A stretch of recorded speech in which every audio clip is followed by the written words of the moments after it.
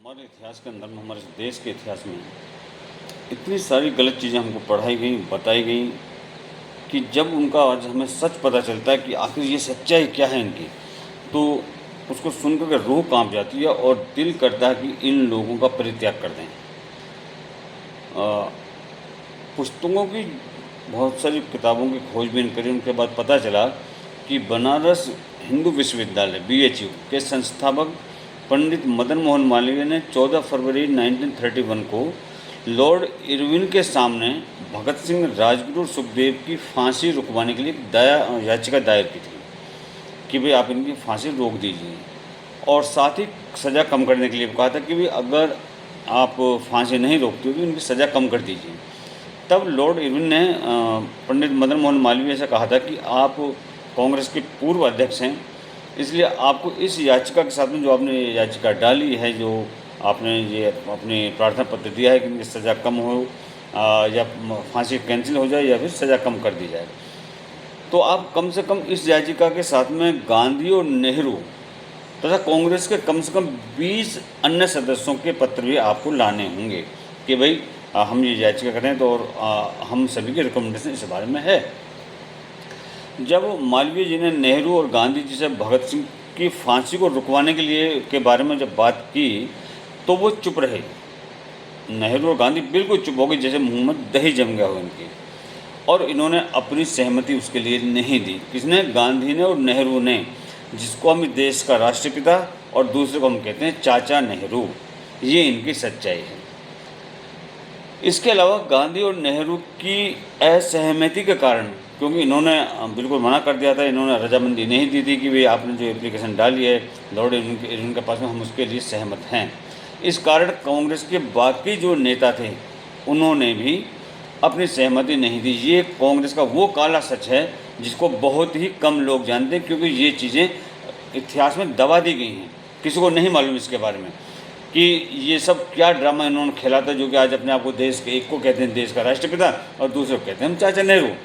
जबकि ये दो वो व्यक्ति थे इस देश के अंदर में जिन्होंने शुरू से इस देश को बर्बाद करने के बीज बोए हैं। और रिटायरमेंट के बाद में लॉर्ड अरविंद जो थे, उन्होंने खुद लंदन में कहा था कि अगर नेहरू और गांधी एक बार भी भगत सिंह की फांसी को रुकवाने के लिए इन्होंने अगर अपील की होती तो हम निश्चित तौर पर उनकी फांसी को रद्द कर देते। ये लॉर्ड इरविन ने खुद कहा है। लेकिन पता नहीं मुझे क्यों ऐसा लगा था कि गांधी और नेहरू को भगत सिंह और सुखदेव को फांसी देने की हमसे ज़्यादा जल्दी थी। कारण मतलब नेहरू और गांधी ये चाहते थे कि जितनी जल्दी अंग्रेज़ फांसी लगाना चाहते थे, वो चाहते थे कि उससे भी पहले उन लोगों को फांसी लग जाए। कपिल कुमार की किताब के मुताबिक लेखक कपिल कुमार वो कहते हैं कि इरविन को तब बहुत ज़्यादा आश्चर्य हुआ जब न तो गांधी ने और न ही नेहरू ने भगत सिंह, राजगुरु और सुखदेव के लिए क्षमादान की मांग की, क्योंकि इरविन को लग रहा था कि भाई ये लोग ज़रूर इसकी मांग करेंगे। लेकिन इन दोनों ने क्षमादान की मांग नहीं की, तो उससे इरविन को बहुत ज़्यादा आश्चर्य हो गया आखिर इसका कारण क्या है भाई। लॉर्ड इरविन ने अपने दोस्तों से कहा कि हम यह मानकर चल रहे थे कि गांधी और नेहरू भगत सिंह की रिहाई पर अड़े रहेंगे।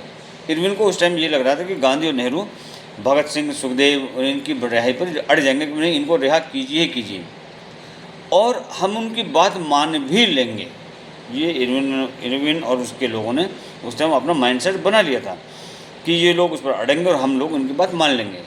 यहाँ तक कि अंग्रेज भी भगत सिंह, सुखदेव और राजगुरु को फांसी देने की जल्दी में नहीं थे। वो भी दिल से ये चाहते थे कि इनको फांसी ना दी जाए, क्योंकि भगत सिंह भारत के लोगों के बीच में बहुत तेज़ी से लोकप्रिय हो रहे थे। अंग्रेज़ों को ये भी डर था कि भगत सिंह की जो लोकप्रियता जिस तरह से भारत में फैली हुई है, उस हिसाब से इनको फांसी ना दी जाए तो ज़्यादा अच्छा है। तो जो गांधी और नेहरू को बिल्कुल पसंद नहीं था, मतलब भगत सिंह वगैरह की जो लोकप्रियता फैल रही थी भारत के अंदर उस वक्त लोगों के बीच में, वो गांधी और नेहरू को बिल्कुल भी पसंद नहीं थी। अब सोचिए, आप यहाँ पर थोड़ा सा दिमाग पर जोर डालिए, सोचिए कि नेहरू ने और गांधी ने अंग्रेज़ों को क्यों नहीं उनकी फांसी रुकवाने के लिए अपनी सहमति दी थी। ये सबसे बड़ा कारण था।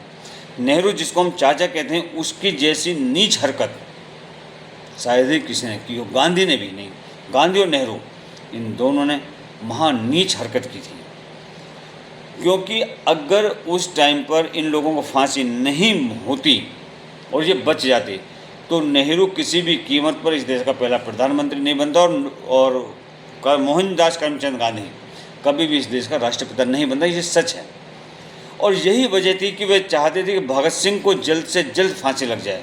नेहरू और गांधी इसीलिए चाहते थे कि इसको जल्दी से जल्दी फांसी लगे। इरविन ने खुद ये बात कही है, लॉर्ड इरविन ने खुद ये बात अपने स्टेटमेंट में कही है।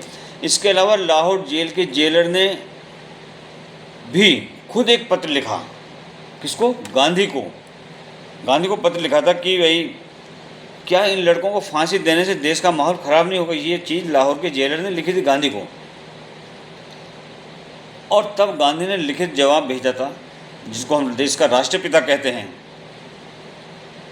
कि आप अपना काम करें, कुछ नहीं होगा। ये महात्मा गांधी का हमारे भगत सिंह के बारे में विचार था। कैसे इन लोगों की हम इज्जत कर लें, कैसे हम इन लोगों को कहें कि हमारा राष्ट्रपिता या ये पहला जो प्रधानमंत्री बहुत अच्छा था। ये इनकी नीचता भरी कहानियाँ हैं जो कि इतिहास में दबा दी गई हैं।